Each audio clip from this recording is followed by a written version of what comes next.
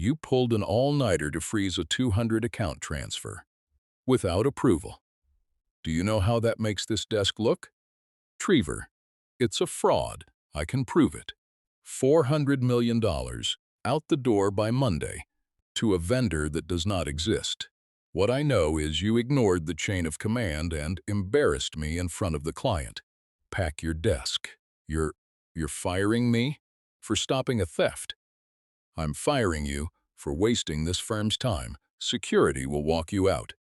$400 million gone by Monday morning, wired into the dark through a vendor that existed only on paper, dressed up so cleanly that 11 senior people had already signed off on it. 11 people missed it. One person didn't. A 31-year-old analyst named Ada Ease. 3 years out of school, lowest title on the floor, working alone at her desk at 2 in the morning because a single number wouldn't sit right in her chest. She stayed all night. She built the case. She froze the transfer with minutes to spare. And at 9 the next morning, they fired her for it, escorted out. Badge cut. Called a time waster in front of the whole floor by the very man whose signature was all over the fraud. She rode the elevator down with a cardboard box and burning eyes, certain her career was over. She had no idea that by Sunday night, that same box would be riding back up. What happened over that weekend brought a billion-dollar firm to its knees. But first, you have to meet Ada. Ada Ease learned to read numbers before she learned to read words. She grew up above a cramped little tax and bookkeeping office on a busy street in Lagos, where her father, Chuma Ease, worked 6 days a week, helping market traders and taxi drivers and hairdressers keep their small, hard-earned money straight. Chuma Ease was a small man with reading glasses, always slipping down his nose in a green ledger book he treated like scripture. He'd sit at his desk under a bare bulb long after the office closed, running his finger down columns of figures, and when little Ada climbed into his lap, he didn't shoo her away. He put the pencil in her hand. "You see this, Adana?" He'd tap a row.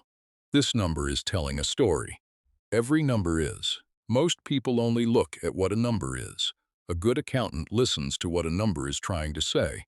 What is it saying, Papa?" "This one?" He'd smile, sliding his glasses up. "This one is saying the man who wrote it is a little bit of a liar." He'd wink. "Numbers don't lie, Ada. People do. And when people lie, the numbers try to warn you. Always. You just have to be quiet enough to listen." She never forgot it. Numbers don't lie. People do. On Saturdays, when the office closed early, Chuma would let Ada work the register. A shoebox of coins and small bills, and he taught her to count it twice, always twice, and to make the second count match the first before she trusted either. "One count is a hope," he'd say. "Two counts that agree is a fact." Never build on a hope, Adana. Build on a fact. She'd count until her small fingers ached, and when the two counts finally agreed, he'd let her write the total in the back of the green ledger in her own wobbly hand, and to a little girl in a hot room above a busy street that felt like being trusted with something holy. They were not rich, but Chuma Eze was proud in a way that had nothing to do with money. He wore his one good shirt, pressed sharp. He paid every debt on the day it was due, and when a wealthy client once offered him a fat envelope to adjust some figures, to make a bad year look like a good one for the bank, Ada, 12 years old, watched her father hand the envelope back across the desk without opening it. "My name goes on this work," Chuma said quietly, "and my name is not for sale. Good day, sir." That night, walking home, Ada asked him why he'd turned down so much money. Chuma stopped under a streetlight and crouched down to her level.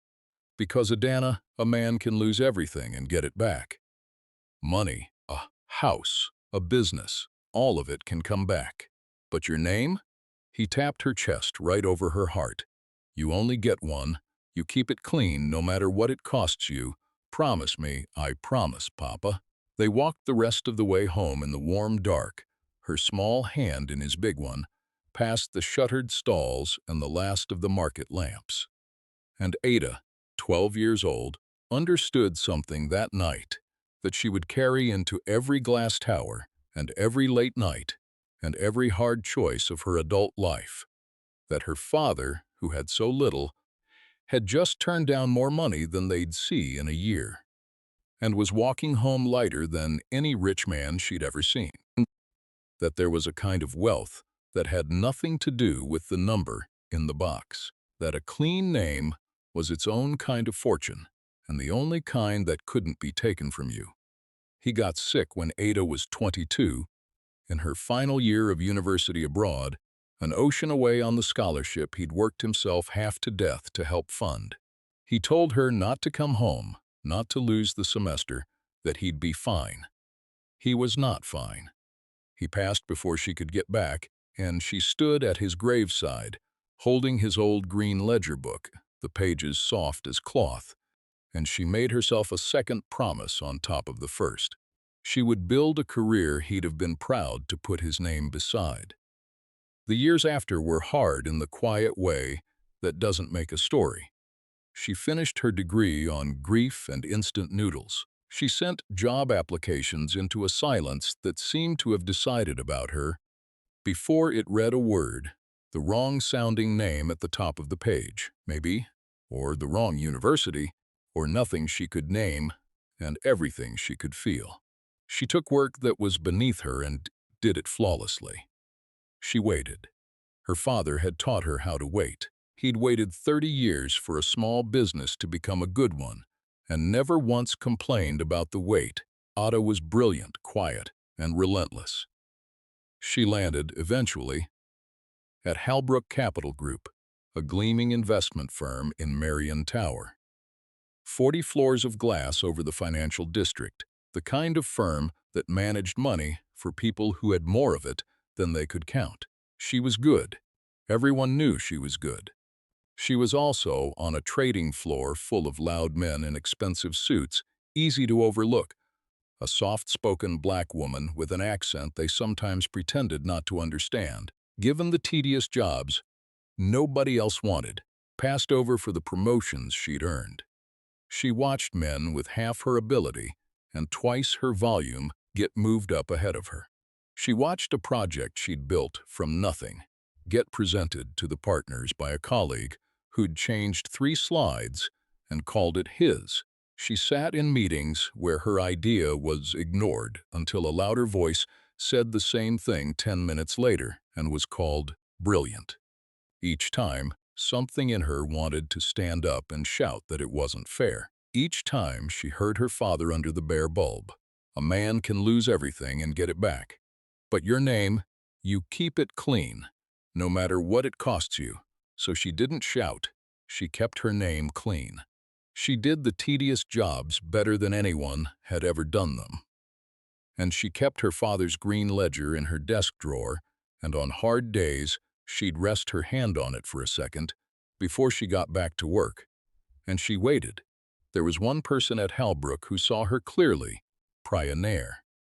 A junior analyst 2 desks over, small and sharp and funny, the only other person on that floor who stayed as late as Ada did. They'd become friends over cold takeout at midnight, and a shared, unspoken understanding of what it was to be underestimated in a room like theirs.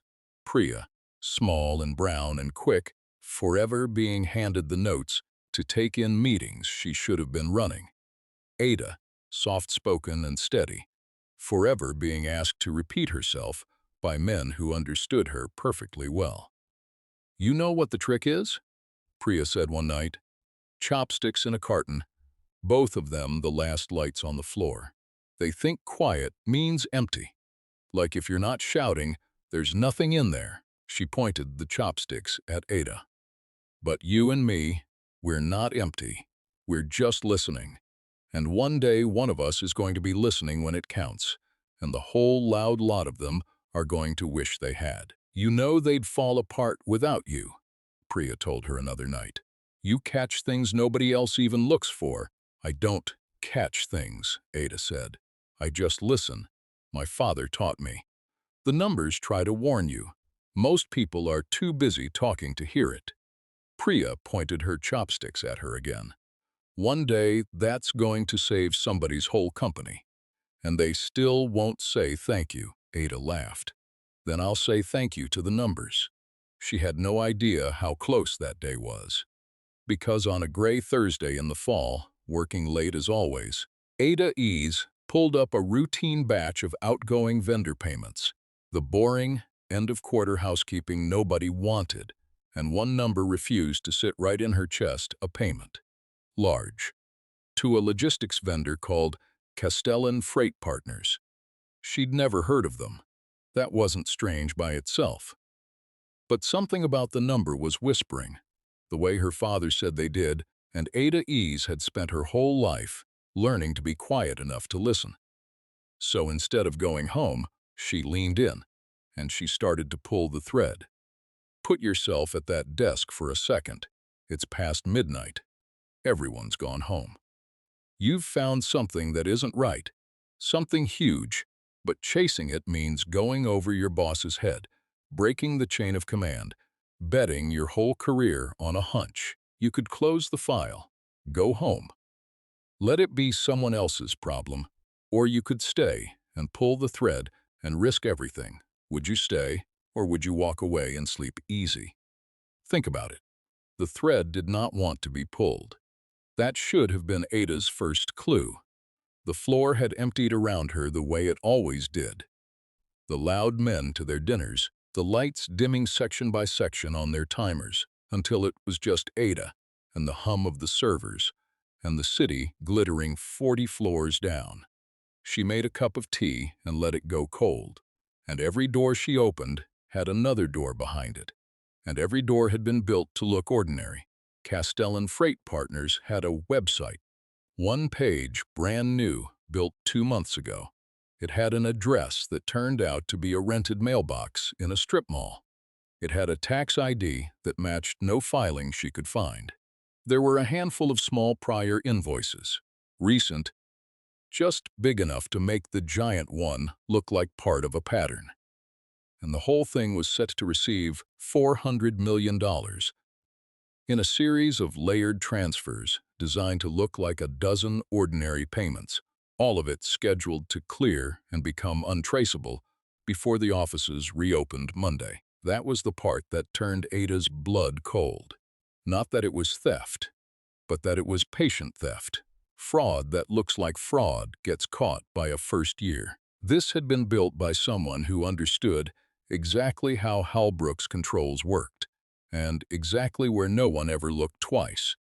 This was built by someone on the inside. Somebody inside Halbrook had created a fake vendor and was about to steal $400 million from the firm's own clients.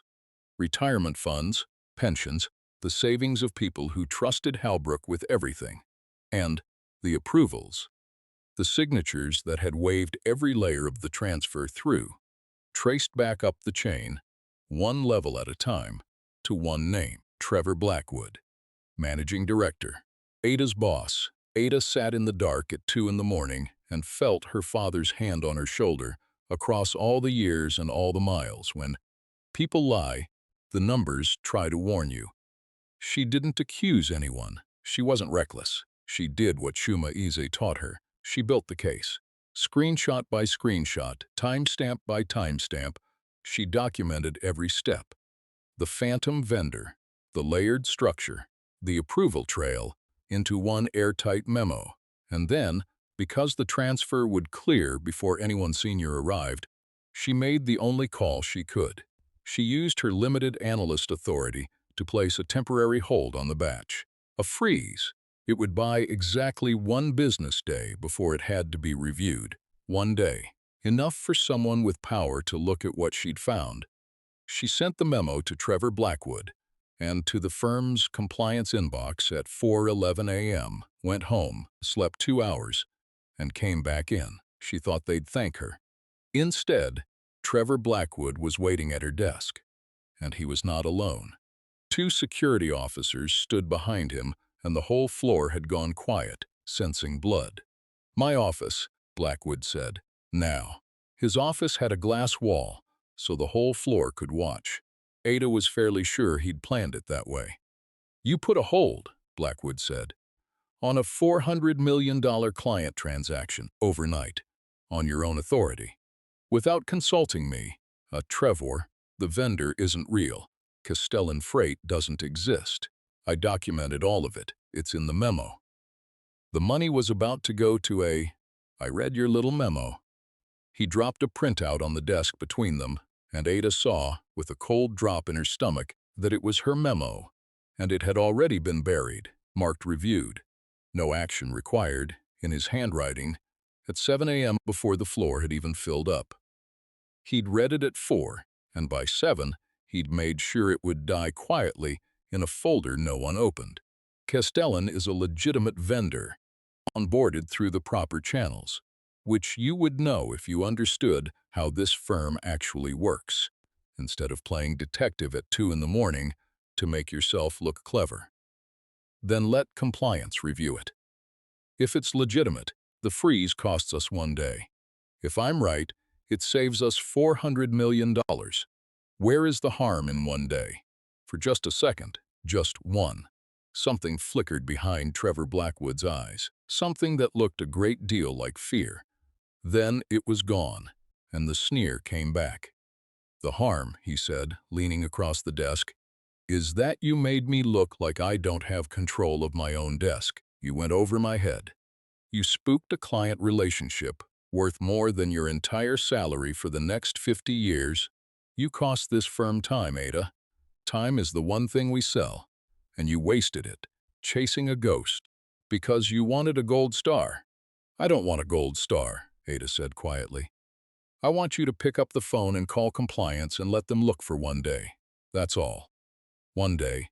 If I'm wrong, you can put me on every tedious account on this floor, and I'll never say a word.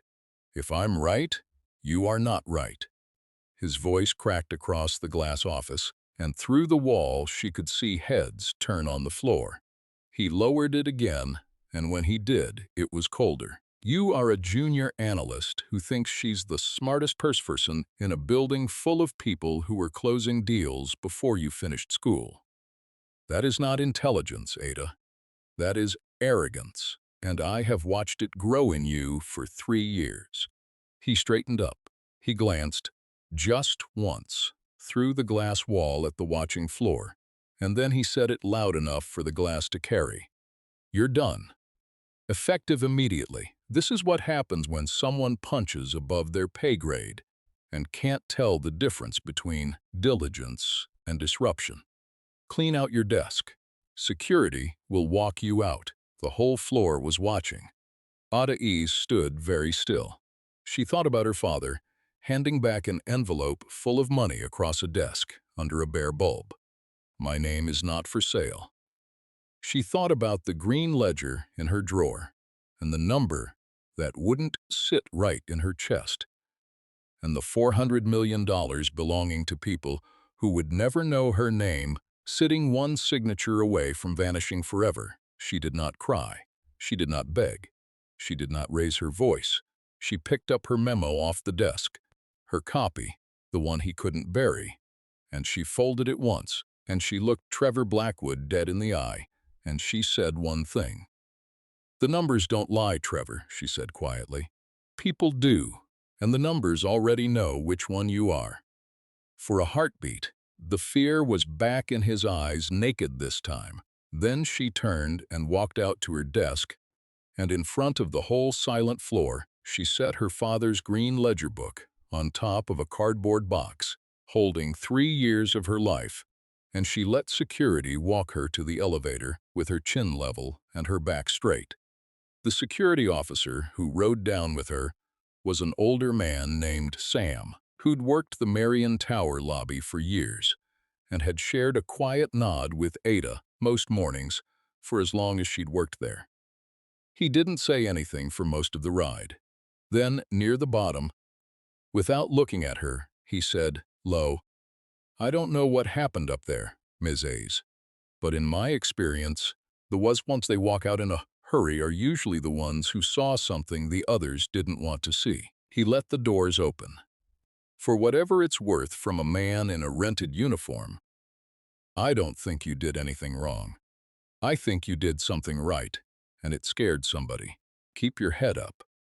It was the kindest thing anyone at Halbrook had said to her in 3 years, and it came from the man they paid the least. Ada looked at him, and for the first time since the glass office, her composure almost broke. "Thank you, Sam," she managed. "That's worth more than you know." She walked out through the lobby and into the cold, and she rode home alone. Badge cut. Career, she was sure, over, but she still had the memo, and she had, at home in a drawer, one more thing Trevor Blackwood didn't know about. A copy of everything, time-stamped. Sent, at 4:11 that morning, not only to Blackwood, but to the one inbox at Halbrook Capital he did not control. Gideon Marsh was 70 years old, and he had founded Halbrook Capital in a rented room 40 years before Trevor Blackwood ever put on a suit. He'd stepped back from the day-to-day years ago. Chairman now, mostly ceremonial, a name on the wall. But there was one inbox that still forwarded to him personally, a habit from the old days he'd never switched off. The firm's compliance escalation address. Anything flagged as a serious integrity concern still landed on Gideon Marsh's desk, even now. Most weeks it was nothing. A false alarm, a misfiled form, a junior officer being cautious. He read everyone anyway.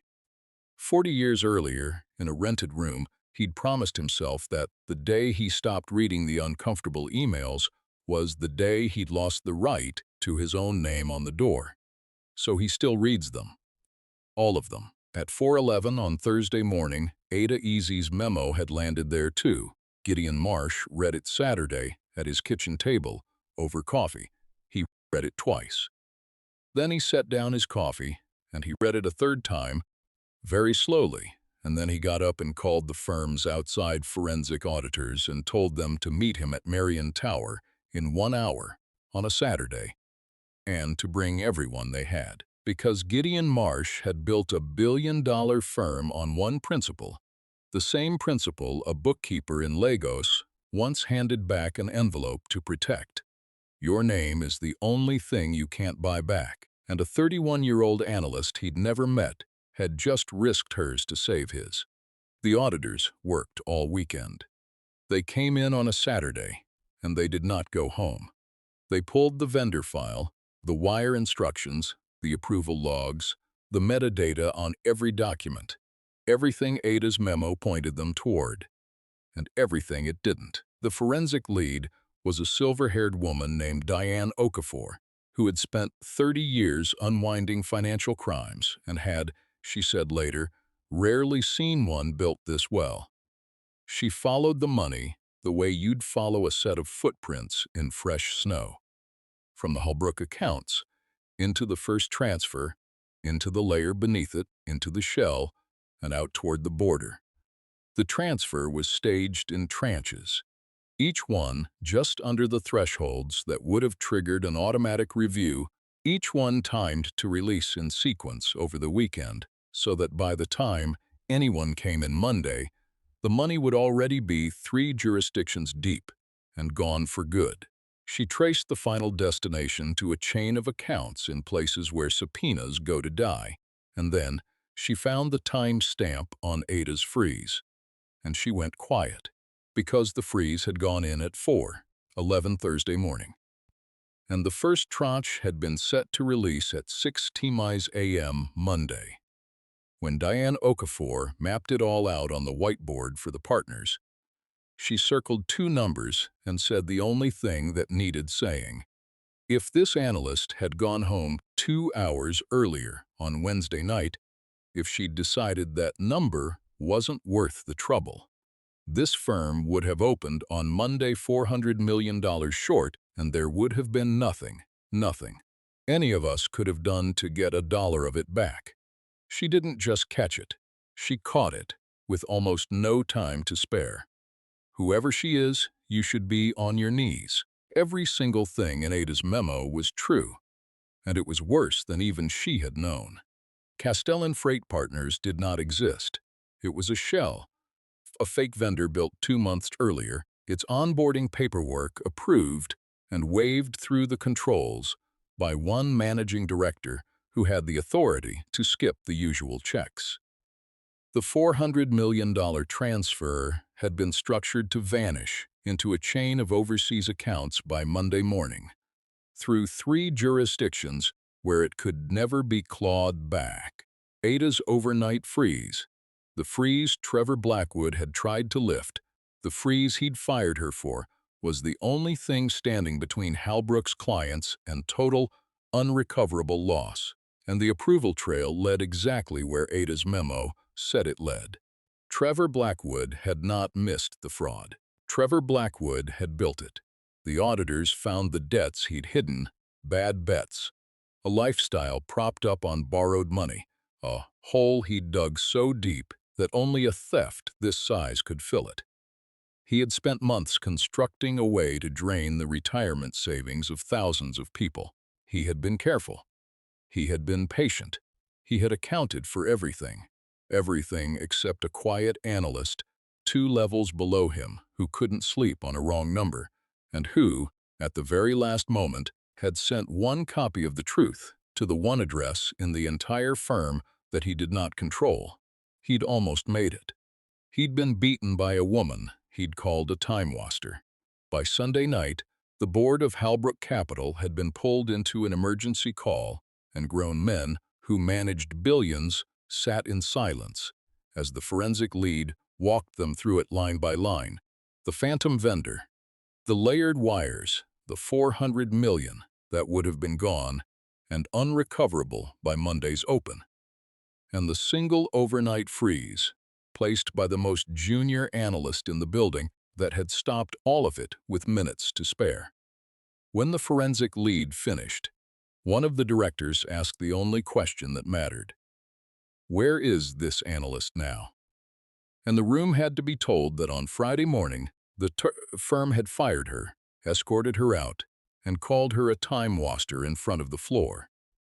The silence after that was the longest of the whole call. Gideon Marsh read the auditor's preliminary findings Sunday afternoon, alone in his study, and when he finished, he took off his glasses and sat for a long moment with his eyes closed, thinking, perhaps about names and what they cost and what they were worth. Then he picked up the phone and called Ada Eze himself. She was sitting on her couch with the cardboard box still packed by the door and her father's ledger in her lap when her phone rang with a number she didn't know.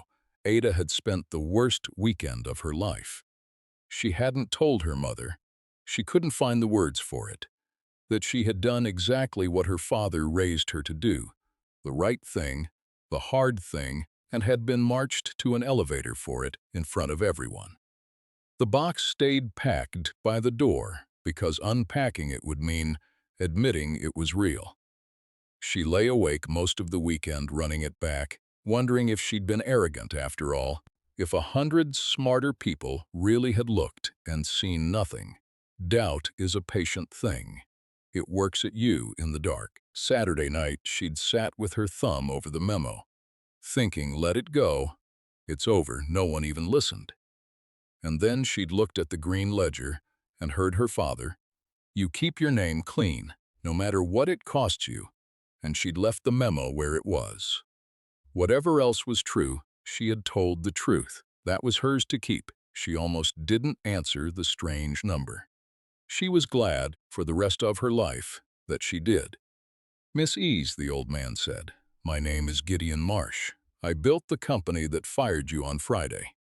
I've spent my weekend reading 11 pages you wrote at 4 in the morning. A pause. You were right about all of it. You saved this firm and everyone who trusts it. And I am calling, first, before anything else, to apologize to you, because we did the single most shameful thing a company can do. We punished the one person who told the truth. Ada Eze sat very still on her couch. For a moment she couldn't speak at all. 3 years of being overlooked. Being called a time-waster in front of 40 floors of glass. Riding down in that elevator with a cardboard box, her father's second promise had died with her career, and now an old man's voice on the phone telling her she'd been right, telling her first, before anything else. "Mr. Marsh," she finally said, and her voice was steadier than she felt, "I didn't do it to be right. I did it because the numbers were telling the truth, and somebody had to listen. That's all my father ever taught me. You listen to the numbers, and you keep your name clean, no matter what it costs you." There was silence on the line. "Your father," Gideon Marsh said quietly, "raised a remarkable woman. I'd like to meet him and thank him myself, if that's possible." "It's not," Ada said softly. "He passed away 9 years ago.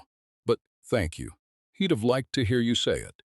And then, for the first time since the elevator, she let herself cry.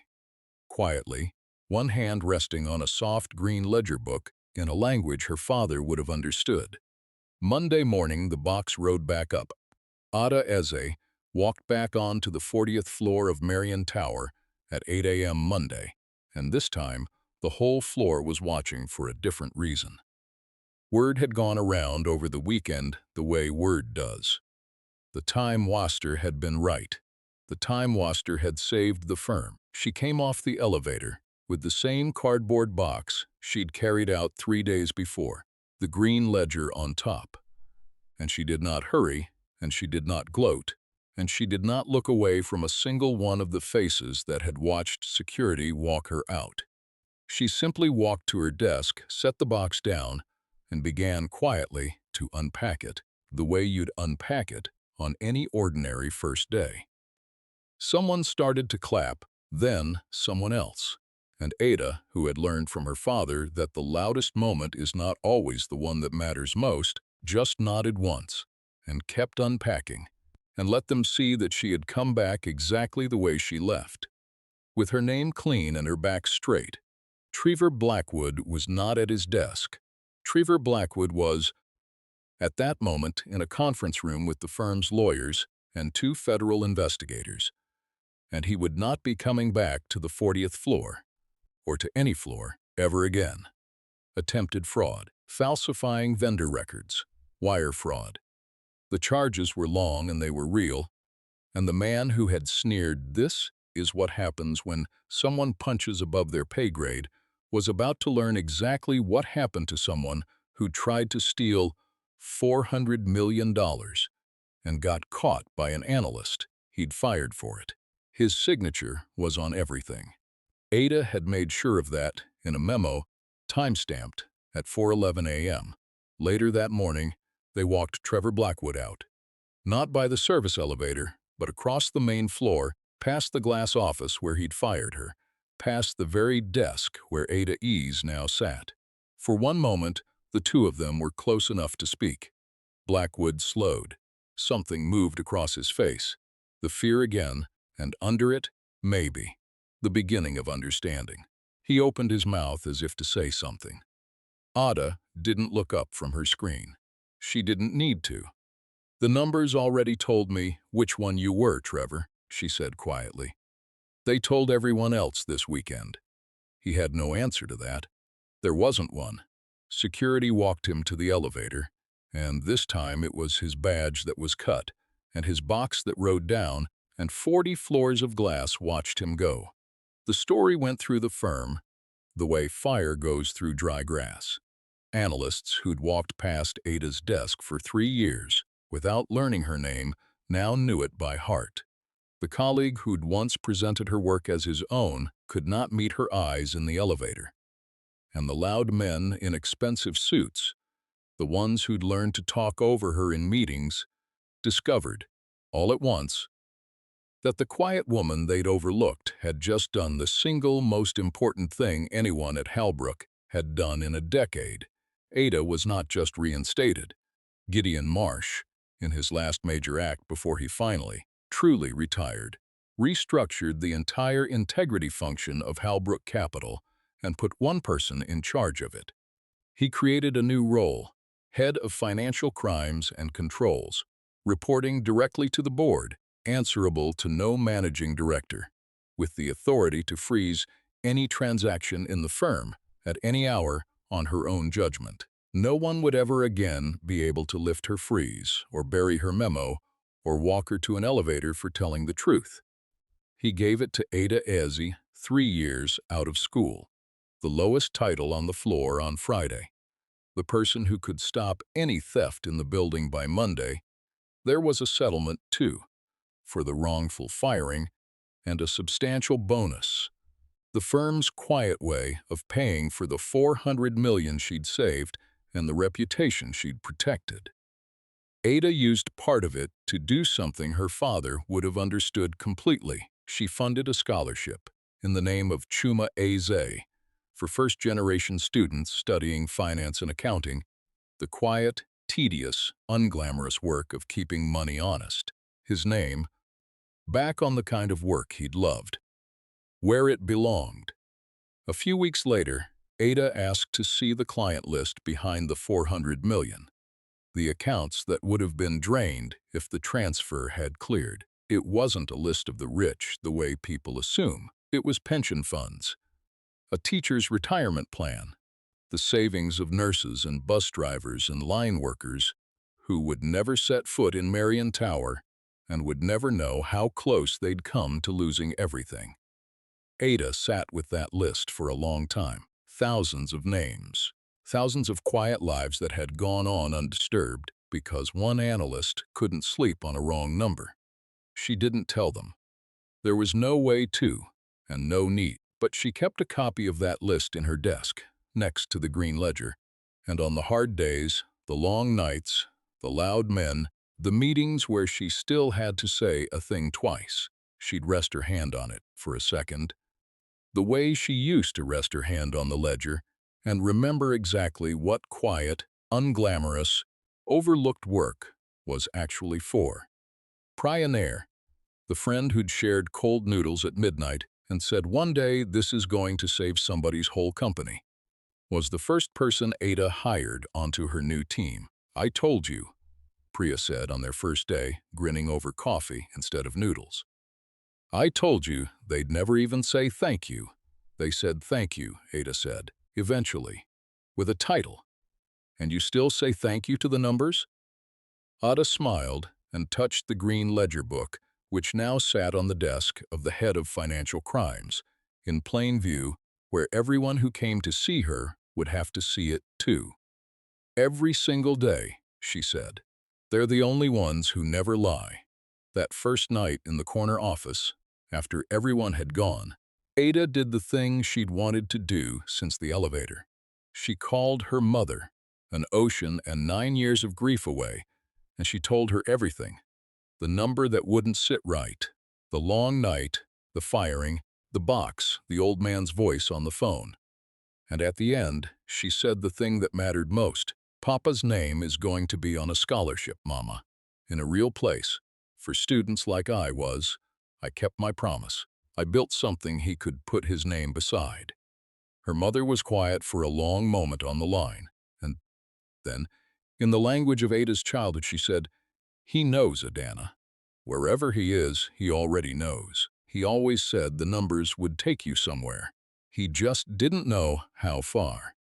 On the wall of her new office, a corner office 40 floors up, with a view of the whole glittering financial district, Ada hung one thing, not a diploma, not an award, a single framed page. 11 paragraphs, timestamped 4:11 a.m., the memo they fired her for. The memo that saved them all. At the bottom, in her own hand, she'd written 6 words, her father's and now hers. "The truth keeps its own ledger. Before you click away, sit with this for one more second." How many ADAS are sitting in offices right now?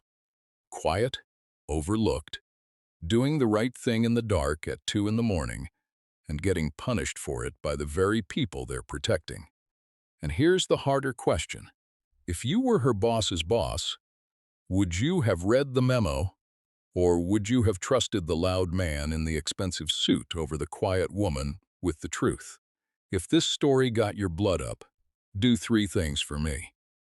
Drop a comment and tell me about a time you were right and nobody wanted to hear it. Share this with someone who's ever been called a problem for refusing to look away. And subscribe and hit that bell so the next story reaches you, because they can cut your badge. They can walk you out, but the truth keeps its own ledger, and sooner or later, it always gets read.